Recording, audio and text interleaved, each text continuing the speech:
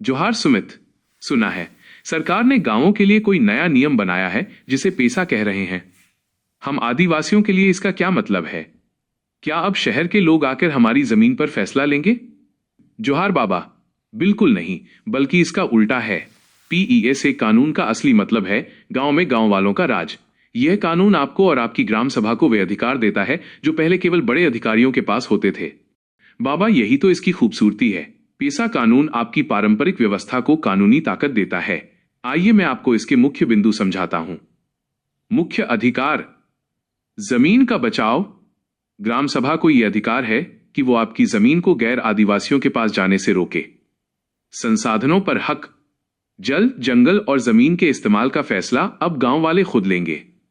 लघु वनोपज: महुआ, इमली और तेंदुपत्ता जैसे उत्पादों पर अब आपका मालिकाना हक होगा।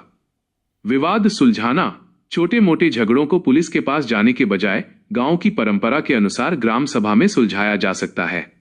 ये तो अच्छी बात है, लेकिन क्या खदान या बड़े प्रोजेक्ट लगाने के लिए अब भी सरकार हमारी मर्जी के बिना जमीन ले सकती है? नहीं बाबा, पेसा के तहत अगर सरकार को अनुसूचित क्षेत्रों में किसी भी काम के लिए जमीन लेनी है तो उसे सबसे पहले ग्राम सभा से सलाह मशविरा करना होगा। बिना आपकी जानकारी और चर्चा के कोई भी प्रोजेक्ट शुरू करना अब मुश्किल होगा। और हमारे हाट बाजारों का क्या? वहां तो बाहर के व्यापारी आकर दाम तय करते हैं। पेसा के अंदर ग्राम सभा को अपने स्थानीय बाजारों, हाट को प्रबंधित करने का पूरा अधिकार है। आप खुद तय कर सकते हैं कि बाजार कैसे चलेगा और वहां की व्यवस्था कैसी होगी। साथ ही गांव में शराब की बिक्री पर नियंत्रण रखने का अधिकार भी अब आप ही के पास है। बिरसा, मतलब अब हमें अपनी बात मनवाने के लिए दफ्तरों के चक्कर नहीं काटने पड़ेंगे? सही पकड़ा आपने। पेसा का उद्देश्य यही है कि आदिवासी समाज अपनी संस्कृति और परंपरा को बचाते हुए खुद अपना विकास करे। बस जरूरी यह है कि आप और गांव के सभी लोग ग्राम सभा की बैठकों में हिस्सा लें और अपने अधिकारों को जानें। जोहार सुमित, आज तुमने आंखों के सामने का जाला साफ कर दिया।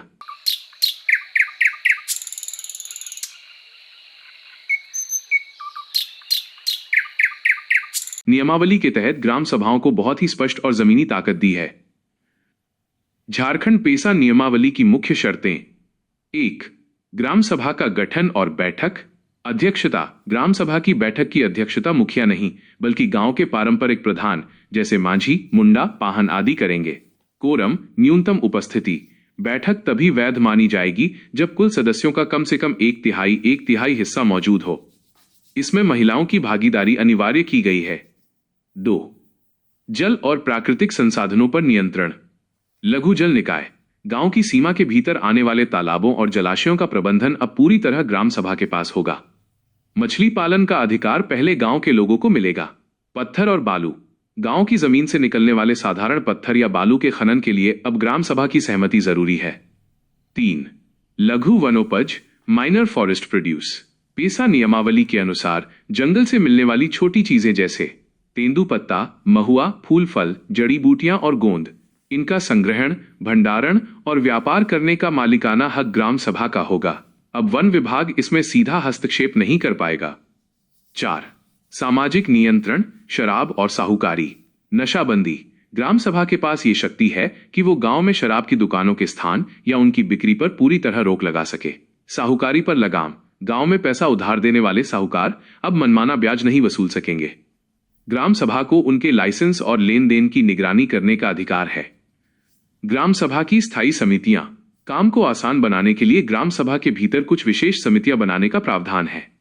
विकास समिति: गांव की सड़कों, नालियों और बुनियादी ढांचे की योजना बनाना। रक्षा समिति: गांव की सुरक्षा और पारंपरिक सीमाओं की रक्षा करना।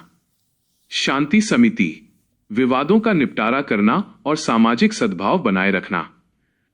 महत्वपूर्ण बात: इन नियमों का सबसे बड़ा फायदा यह है कि अब गांव के विकास की योजना ऊपर ब्लॉक या जिला से नहीं बनेगी, बल्कि ग्राम सभा खुद अपनी योजना बनाकर सरकार को भेजेगी और सरकार को उसके लिए फंड देना होगा।